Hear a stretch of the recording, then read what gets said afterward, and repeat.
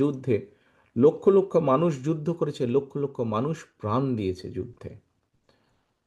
অর্থাৎ দেশটি স্বাধীন করার জন্য কিন্তু লক্ষ লক্ষ মানুষকে এক কাতারে এসে দাঁড়াতে হয়েছে।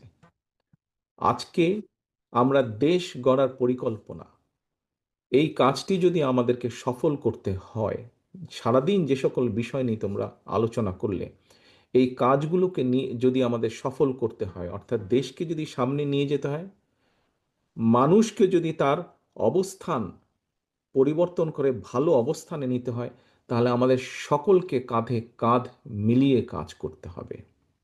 কিছু কিছু মানুষ বা কোনো কোনো গোষ্ঠী ইদানিং বলতে শুনেছি, বা বিভিন্ন জায়গায় কেউ কেউ সোশ্যাল মিডিয়ায় বলে যে অমুককে দেখলাম, তমুককে দেখলাম, তমুককে দেখলাম। এবার অমুককে দেখুন।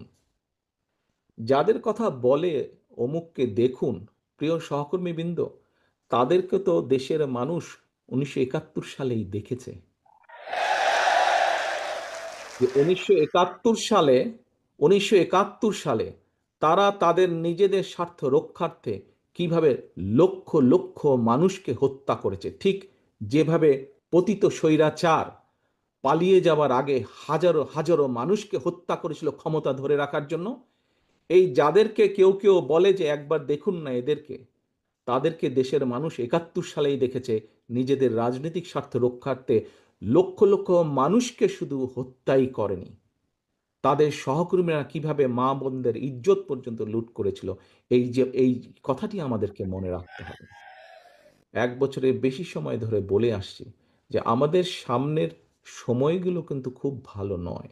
সামনে অনেক কঠিন সময়ে অপেক্ষা করছে আমাদের জন্য।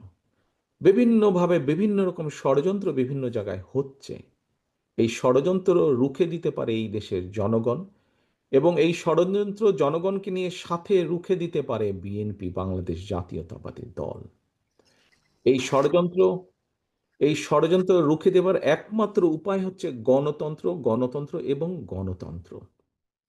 আমরা যদি গণতন্ত্রকে প্রতিষ্ঠিত করতে পারি, যে কোনো মূল্যে জনগণের মতামতকে প্রতিষ্ঠিত করতে পারি, তাহলে অবশ্যই অনেক ষড়যন্ত্রকে আমরা রুখে দিতে পারবো।